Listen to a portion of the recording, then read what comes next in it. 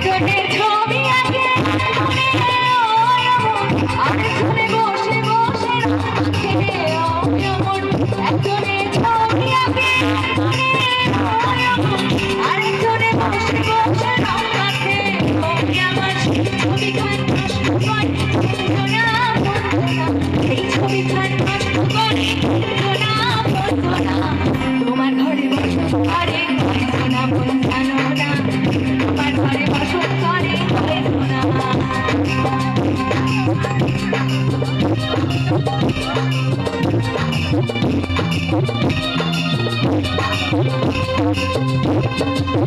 একজনে সুর তোলে আরেকজনে নামে তাল তোলে, একজনে সুর তোলে আরেকজনে নামে তাল তোলে। আমার সুরা সুর ধরে দেখো বন্ধনা বন্ধনা, সুরা সুর ধরে দেখো বন্ধনা বন্ধনা। তোমার ঘরে বসত করে সোনা বোন জানো না, তোমার ঘরে বসত করে সোনা। একজনে ছবি আঁকে আরেকজনে বসে বসে নষ্ট করে বন্ধনা বন্ধনা, ছবি খান নষ্ট করে বন্ধনা বন্ধনা। তোমার ঘরে বসত করে সোনা বোন জানো না, তোমার ঘরে বসত করে সোনা। তোমার ঘরে বাস করে তোমার ঘরে বাস করে তোমার ঘরে বসত করে সোনা বোন জানো না, তোমার ঘরে বসত করে সোনা। তোমার ঘরে বসত করে সোনা বোন জানো না, তোমার ঘরে বসত করে সোনা।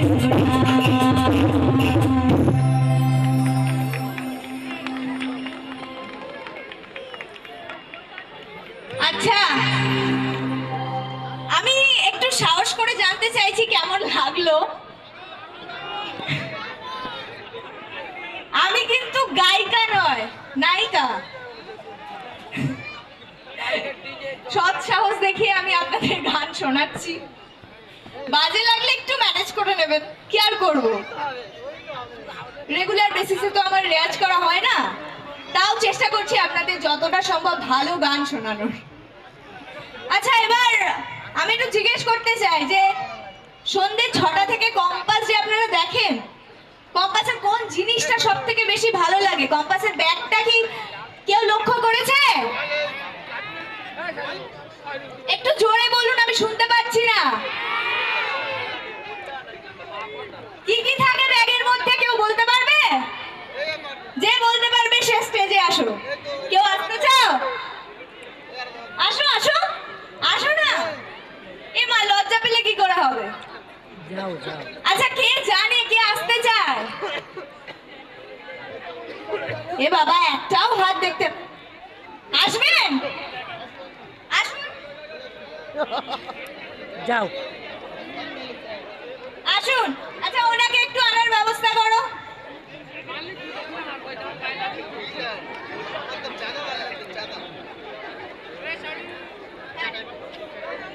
কে কে আছেন হাত তুললে?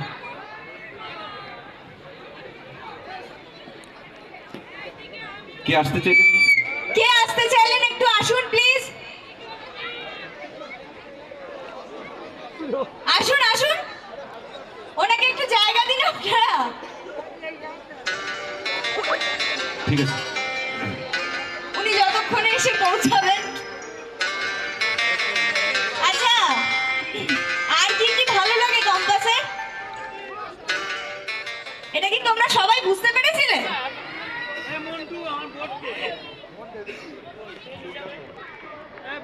হ্যাঁ, নিশ্চয়।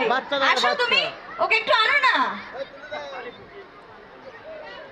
ও কি আসতে পারবে? একটু একটু ধরে ধরে আনো ওকে।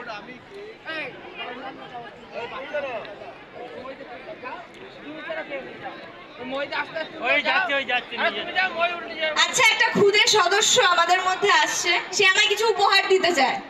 তো দেখা যাক সে আমায় কি দিতে চায়। আসো আসো আসো আসো। ওলে বাবালে, কি সুন্দর একটা বেলুন এনেছে আমার জন্য। Thank you. তুমি কম্পাস দেখো বাবু? শুধু ফোন দেখে। ফোন দেখে বলছে। শোনো, কোথায় চলে যাচ্ছ তুমি? তুমি কম্পাস দেখো না? তাহলে তুমি আমায় চিনলে কি করে? ফোন দেখে চিনি। চেনেও না মনে হচ্ছে। আচ্ছা, ঠিক আছে ঠিক আছে। হ্যাঁ, যাচ্ছি যাচ্ছি, দাঁড়ান। ওকে, একটু একটু দাঁড়াও। তোমার সাথে একটা সুন্দর ছবি তুলে নি।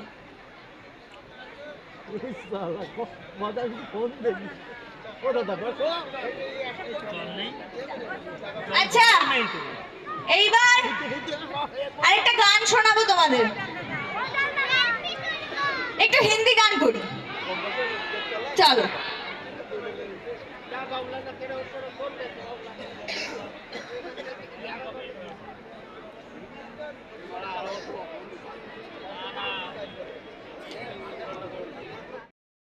আছি,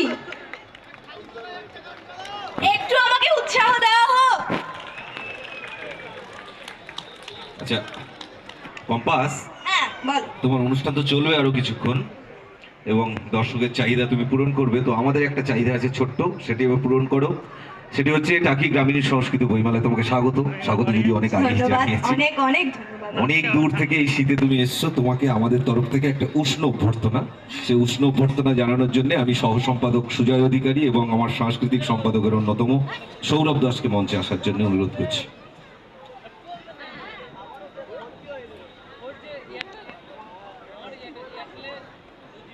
এখানটা আসো, তাহলে সবাই দেখতে পাবে কম্পাসকে। হ্যাঁ, টাকি গ্রামীণ সংস্কৃতি ও বইমেলার তরফ থেকে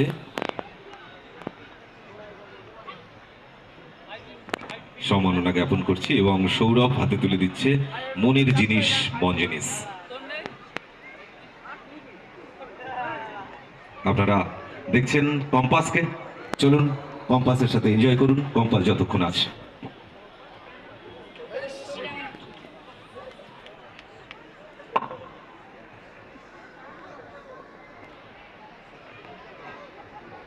এবার এবার কি করব বলো? বাড়ি হ্যাঁ? কোথায়? বাদুড়িয়ায়, বাদুড়িয়ায়। শুনতে পাচ্ছি না। বাড়ি কোথায়? বাড়ি গল্প বলবো? না, হ্যাঁ হ্যাঁ হ্যাঁ, বাড়ি বাড়ি গল্প করব? তোমরা বলো কিছু, আমি তো কিছু বুঝতেই পারছি না। আচ্ছা, কাকে সব থেকে বেশি ভালো লাগে আমাদের? হ্যাঁ, নিশ্চয়ই।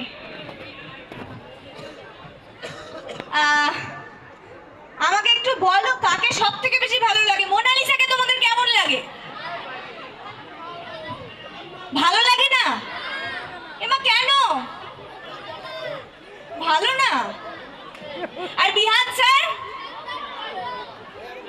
বিহান স্যার তো সবসময় আমার সাথে ঝগড়াই করে, তাহলে ও কেন ভালো? কি করে ভালো হলো? ভালোবাসে, সেটা কি করে বুঝলে? হ্যাঁ, বিহান কিন্তু আমার উপরে রাগ করে যখন আমি অন্য কারোর সাথে কথা বলি। যদি কলেজের কোনো বন্ধুর সাথে কথা বলি, বিহান বলে যে কেন কথা বলছো, কি জন্য কথা বলছো, এত বন্ধুত্বের কি আছে? এদিকে বলবেও না যে ভালোবাসে, কিন্তু আসলে কিন্তু ভালোবাসে। আর আমার শাশুড়ি ঋতুজা চৌধুরী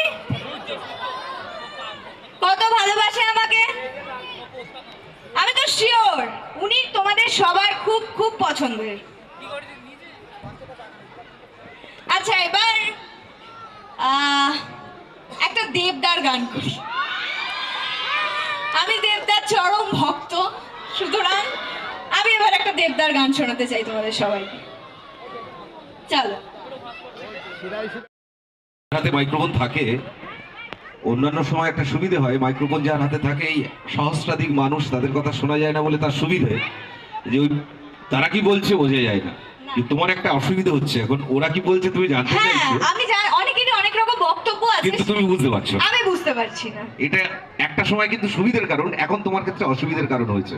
হ্যাঁ হ্যাঁ হ্যাঁ, তো আমি ওদের হয়ে আমার একটা কিউরিওসিটি আছে, হ্যাঁ। সেটা হচ্ছে যে আমি জেনেছি তুমি আগে মডেলিং করতে, হ্যাঁ এর মডেলিং থেকে এই মানে অভিনয় জগতে এসছো। হ্যাঁ, এসেছি। এই দুটো ক্ষেত্র প্ল্যাটফর্ম সম্পূর্ণ আলাদা, একেবারে আলাদা নয়, অবশ্যই একেবারে আলাদা নয়। আসলে আমার সুবিধা। হ্যাঁ হ্যাঁ হ্যাঁ। তো এই দুটো প্ল্যাটফর্ম কোনটা কেমন লাগছে? কোনটা কেমন? মানে মডেলিংটা কেমন ফিল করেছিলে, আর এটাই বা কেমন ফিল করছো? দেখো, দুটোই ইন্ডাস্ট্রি। আমার ক্ষেত্রে বলতে গেলে ওইটা তো আমার শুরু ছিল, আমার কাছে খুব ইমোশনাল একটা জায়গা। আর ছোট থেকে অনেক স্ট্রাগল করে আমি মডেলিং করেছি, বাড়ির অমতে গিয়ে অনেকের থেকে অনেক রকম, যেহেতু আমিও মফস্বল এরিয়া থেকে বিলং করি এবং আমার বাড়ি বেলুড়ে, তো সেই কারণে আমার মা বাবা প্রথম থেকে রাজি ছিলেন না। তো ওনাদেরকে বোঝাতে আমার অনেকটা সময় লেগেছে। ওনাদেরকে এটা যখন থেকে আমি ইনকাম করা শুরু করেছি মডেলিংয়ে, তো তখন আমি অনেকটা হয়তো বড় হয়ে গেছি, অনেকটা বড় না, তখন হয়তো আমার 18-19 বছর বয়স। তো ওনাদেরকে জানাতে জানাতেই আমার অর্ধেকটা সময় চলে গেছে যে না, আমি কিন্তু একটা আমার মনের মতো জিনিস করছি, যেটা করে আমি শান্তি পাই, বাড়িতে এসে নিশ্চিন্তে ঘুমাতে পারি। তো আমি জানি না কেন এই ধারণাটা এখনো রয়ে গেছে, আমরা এখন অনেক উন্নত, বাট আমি অনেক কাজ করেছি। আমি রোজ শুটে যেতাম, শ্যুট করতাম, এবং আমার জার্নিটা ছিল বেলুড় থেকে টলিগঞ্জ। কলকাতায় আসতে হতো প্রত্যেক দিন বেলুড় থেকে, মেট্রো করে আসতাম, বাসে, অটোয়। তো তারপরে রাত্রে ফিরতে যখন দেরি হতো, বাবা তখন খুব বকানি দিত, বলতো ঘরে ঢুকতে হবে না, বাইরেই থাক। কিন্তু বাবা বুঝতো না যে আমি কতটা কষ্ট করে এলাম। তো যাই হোক, ওনারা এখন সেটা বুঝেছেন। আর এই মুহূর্তে তো আমি থিয়েটার করতাম, বহু বছর ধরে থিয়েটার করতাম। থিয়েটার করতে করতে আমি একটা শো করতে যাই, সেখানে আমার দেখা হয় স্বাগতা মুখার্জি বলে একজনের সঙ্গে, যিনি আমার অ্যাক্টিং কোচ। তার সঙ্গে দেখা হওয়ার পর তার দলে আমি কাজ করি, তার সাথে আমি ওয়ার্কশপস করি। করার পর আস্তে আস্তে অভিনয় নিয়ে আমার মধ্যে একটা ইন্টারেস্ট জাগে। তারপর আমি বিভিন্ন জায়গায় অডিশন দিই, লুক সেট করি, সেখানেও আমার প্রচুর ব্যর্থতা এসেছে, প্রচুর, মানে অনেক অনেক। তো শেষ পর্যন্ত গিয়ে কম্পাস হিসেবে আমাকে সিলেক্ট করা হয় স্টার জলসা থেকে। আহ, তো এখন যখন কম্পাসের নাম সবার মুখে শুনি, মনে হয় যে কিছু তো একটা করতে পেরেছি। বাবা মায়ের মুখের দিকে তাকালে এখন আমি দেখতে পাই যে হাসি মুখটা, সেই রাগী মুখটা এখন আর নেই। ওনাদেরও মনে হয় যে না কিছু তো করছে। লোক যখন রাস্তায় দেখে বলে তোমার মেয়েকে তো দেখলাম টিভিতে, তখন আমার মনে হয় গর্ব অনুভব হয়। উনি হয়তো অতটা প্রকাশ করেন না, বাট আমার মনে হয় যে উনি ভিতর থেকে খুব হ্যাপি। তুমি যেদিন মা হবে সেদিন বুঝবে এর কারণটা। আসল ব্যাপারটা আমরা বাবা তার মানে তুমিও বলতে চাইছো অবশ্যই। যদি তোমার বাড়ির কোনো মেয়ে বা যদি চায় যে বাইরে গিয়ে বা কলকাতায় গিয়ে মডেলিং শুরু করতে, তুমি সেটা না না না, আমি ব্যাখ্যা দিচ্ছি। আমারও তো সন্তান আছে, আমি তো বাবা। আমরা সাধারণত মধ্যবিত্ত পরিবার, এই ট্রেন্ডেই চলি যে ছেলে মেয়ে পড়াশোনা করবে, তারপরে গিয়ে কিছু একটা করবে। এই ট্রেন্ডে চলবে এটাই বলছি 2025-এ দাঁড়িয়ে। এজন্যই যতক্ষণ না অফ ট্র্যাক থেকে, এই যে অফ ট্র্যাকে যাওয়ার পর সাকসেস না আসে, ততক্ষণ বাবা মা মেনে নেয় না। এই যে তুমি সাকসেস পেয়েছো, তোমার বাবা এখন রাস্তাঘাটে বেরোলে, বাজারে বেরোলে শুনছে আপনার মেয়ে দারুণ অভিনয় করে, এই সাকসেসটাই তোমার বাবাকে এখন ঘুরিয়ে দিয়েছে। সাকসেস যদি না পেতে, তাহলে তোমার বাবা কি বলতো জানো? বলেছিলাম পড়াশোনা বাদ দিয়ে অন্য কিছু যাস নে, দেখলি তো কি হলো জীবনটা। এই কথাই বল। অবশ্যই আমার বাবা বলতো, কিন্তু যদি আমি ভেবে নিই যে আমি বাড়ি থেকে এতটা দূরে বেরিয়ে রোজ কলকাতায় গিয়ে কিছু করার জন্যই যাচ্ছি, একদিন না একদিন স্ট্যান্ড করবই, এই জেদটা নিয়ে আমি বাড়ি থেকে প্রত্যেকদিন বেরোতাম। তো আমার মনে হয় যদি কেউ মন থেকে চেষ্টা করে, সে কোনোদিনও বৃথা হয় না। এটাই বলার আমার। আর আমার আরেকটা কথা, সেটা হচ্ছে যে এই যে নাম কম্পাস, প্রকৃত নাম ডাকে না। আমি দেখেছি বহু সিরিয়ালে প্রকৃত নাম বাদ দিয়ে যেটা অ্যাকচুয়ালি টাইটেল নেম, সেটাই ট্রেন্ড হয়ে যায়। এটা কেমন লাগে? খুবই ভালো লাগে। অভিনয় করতে পারছি এবং এমন একটা চরিত্র অভিনয় করতে পারছি যেখানে দর্শক আমাকে খুব ভালোবাসছে, সেই চরিত্রের নাম দিয়েই আমাকে চিনছে। তো আমার খুবই ভালো লাগে। মানে আসল নাম ভুলে যাক সবাই, দরকার নেই আসল নাম। কম্পাস হিসেবে সবাই সারা জীবন আমাকে মনে রাখুক, এটাই আমার কাছে সব থেকে বড় পাওয়া।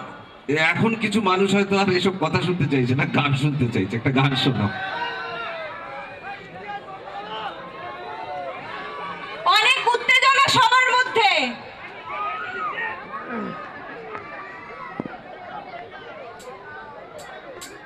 কি গান করব?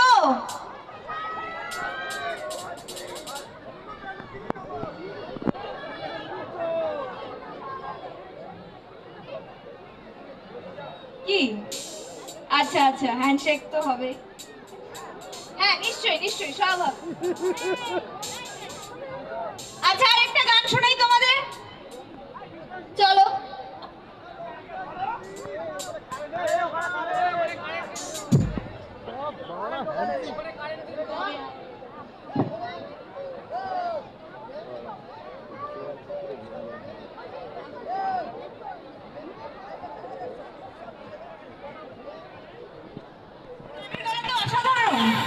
না অসাধারণ না, আমি নাটক করি, গান গাই না। কিন্তু গান আমার মা গাইতেন, একটু আর দুঃখ গাই। ঠিক আছে, চলো।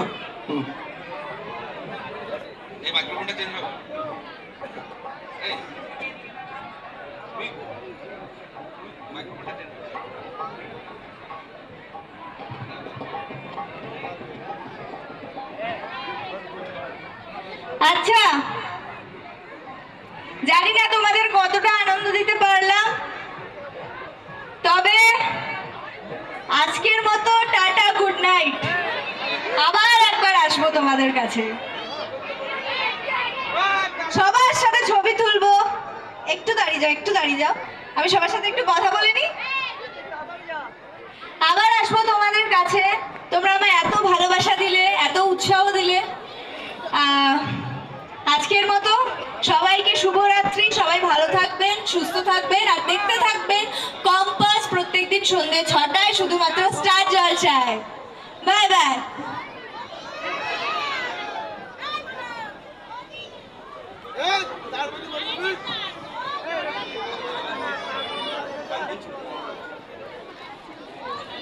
তার মধ্যে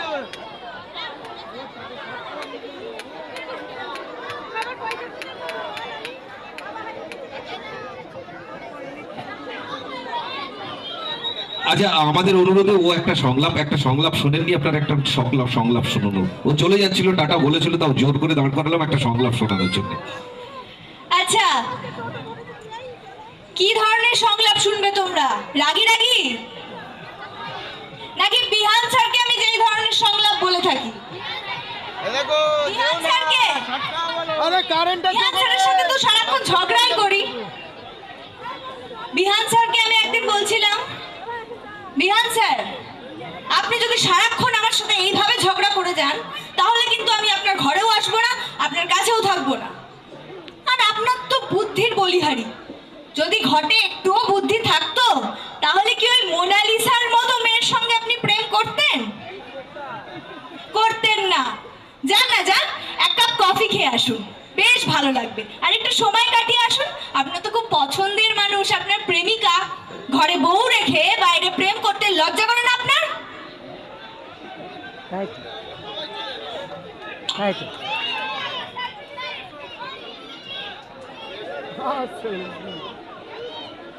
আর সেলফি, যাও সেলফি তুল।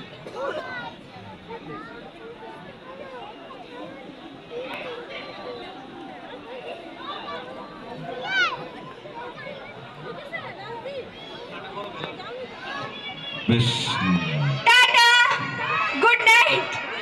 এবার সত্যি সত্যি আমি যাচ্ছি। তুলবো তুলবো তুলবো, সবার সাথে ছবি তুলবো, ছবি তুলে তারপরেই বাড়ি যাবো, তার আগে যাবো না। ওকে।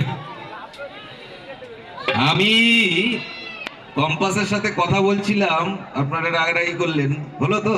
কথা বললে আরো কিছুক্ষণ রাখা যেত।